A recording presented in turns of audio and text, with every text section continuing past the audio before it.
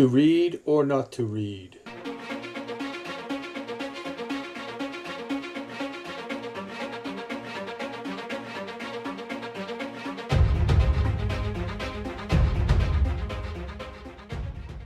Hey YouTube, how's it going? Welcome back to my channel.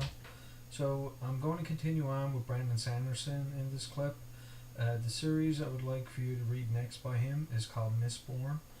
I almost suggested this be the first series that I would recommend to you, but I felt that the Legion series would appeal to a wider base of people. The first book in the series is called The Final Empire. The MistBorn trilogy is not only arguably Brandon Sanderson's best series, but is certainly the one that made him the most famous. Not only is it in the running to be Sanderson's best work, but the trilogy constantly finds itself on the top 10 of the best fantasy series in this genre. There are many aspects that make this such a great book and a great series. The magic system itself is unique and imaginative. The world building is very full and very satisfying. The character development is also very good. As Sanderson develops his characters, he does so in a way to make you feel for them and make you invest yourself in their story. The writing itself is also very strong and was at that time his best writing. The plot of the story, for me, usually is the make or break of a book. And he develops this in spades. The story is not only full and satisfying in the short term, but continues to lead you on to the bigger picture and keeps delivering time and time again as you advance through the story. His plot twists also keep you guessing and make for not only enjoyable read, but an epic story, and it's easy to see how this series is considered an epic fantasy trilogy. I keep calling this a trilogy, but there are 3 other books added to this world and are very good in their own right, but it was hard for them to compete against the original series. Brandon Sanderson is responsible for creating different types of magic systems throughout his books, and this one is very interesting, very unique, and very imaginative. Here's a chart to show you the basics. So as you can see, there are different metals, and basically if a person is able to do magic, they first need to fuel it by consuming a specific metal. Most people can usually only use one type of magic and need to internally burn the corresponding metal in order to use the specific power. Here's a short audio clip to give you some idea what the book is like. Then he jumped off the building.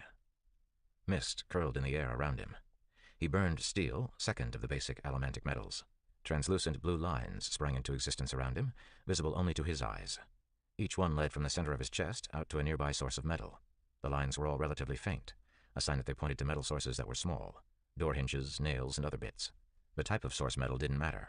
Burning iron or steel would point blue lines at all kinds of metal, assuming they were close enough and large enough to be noticeable. Kelsier chose the line that pointed directly beneath him, toward his coin. Burning steel, he pushed against the coin. His descent immediately stopped, and he was thrown back up into the air in the opposite direction along the blue line. He reached out to the side, selected a passing window clasp, and pushed against it, angling himself to the side. The careful nudge sent him up and over the lip of the building directly across the street from Vin's lair. Kelsier landed with a lithe step, falling into a crouch and running across the building's peaked roof. He paused in the darkness at the other side, peering through the swirling air. He burned tin, and felt it flare to life in his chest, enhancing his senses. Suddenly the mists seemed less deep. It wasn't that the night around him grew any lighter. His ability to perceive simply increased. In the distance to the north, he could just barely make out a large structure. Keep Venture. Kelsier left his tin on. It burned slowly, and he probably didn't need to worry about running out. As he stood, the mists curled slightly around his body. They twisted and spun, running in a slight, barely noticeable current beside him. The mists knew him.